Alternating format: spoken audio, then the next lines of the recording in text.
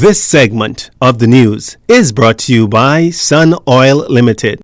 Welcome back. Chairman of the Progressive Liberal Party, Senator Fred Mitchell, pointing out the problems with charging Bahamians coming home $40 for a health visa only to have it expire. He says this much after a video of Bahamians abroad voicing their concerns made its rounds on social media.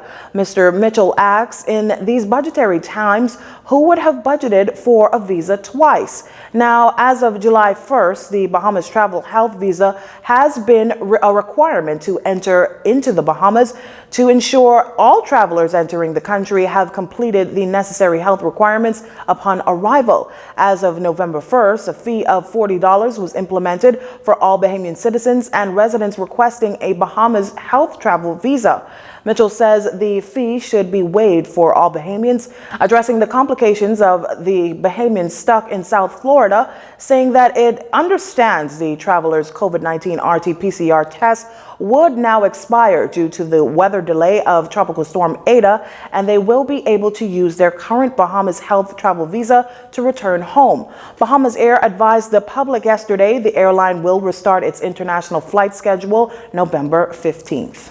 And the students of TG Glover received a generous donation of 80 tablets and MiFi devices by United Sanitation CEO Henry Dean. Mr. Dean owns the oldest private garbage collection company on the island and has been giving back to the school since 1987. It is more profound for me and my company and my family because just outside the wall, there's only a wall separating my house from TG Glover's ground. And having started my business here in '87, I took advantage of the availability of the schoolyard, and so I want to give back. This is not the first time. Previously, we've given a classroom full of computers, and then we've given students whose parents could not have afforded uniforms. We have provided them with uniforms, both here and at Oaksfield Primary and at H1 Ash a few years ago. But with the onset of the pandemic and the virtual learning, it is critical that those of us in corporate world do something to help create the bridge. And so we're here to do that. Education Director Marcellus Taylor says this kind of gesture helps with the ministry's goal that by the year 2030, 85% of its students will attain a high school diploma. Right now, we are in a primary school, and sometimes the message is lost at people on this level in terms of high school diploma.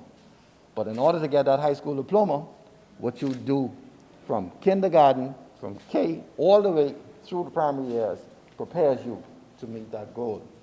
And so, we thank you very much for your donation and for being a responsible member of the community, seeing a need and filling the gap. But, Principal, I also ask you to make sure that we are equally as responsible in terms of ensuring that the students receive it and that the students use it to good effect. School Principal Shaniqua Curry says the TG Glover family is excited to receive the donation. We are currently at 59%. I'm saying 60-something because I know this week our numbers, Minister, is going to increase with how many children are on.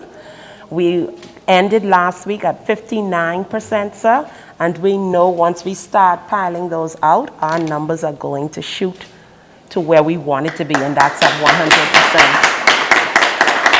100%. And so, sir, we are most thankful. Our teachers, in their absence, most of them are working remotely from home. A couple are gathered around here. We'd like to say thank you so much, sir. Now, Education Director Taylor says a sizable amount of students in the country still do not have access to internet or a device to access the virtual learning platform. That said, he's urging family members to step in and assist. In the meantime, students have been given physical kits to catch up during this time, but he says nothing beats in-person interaction. Well, that does it for news this evening. Once again, I'm Leah Cooper, and from all of us here at JCN News, have a wonderful evening, everyone. This segment of the news has been brought to you by Sun Oil Limited.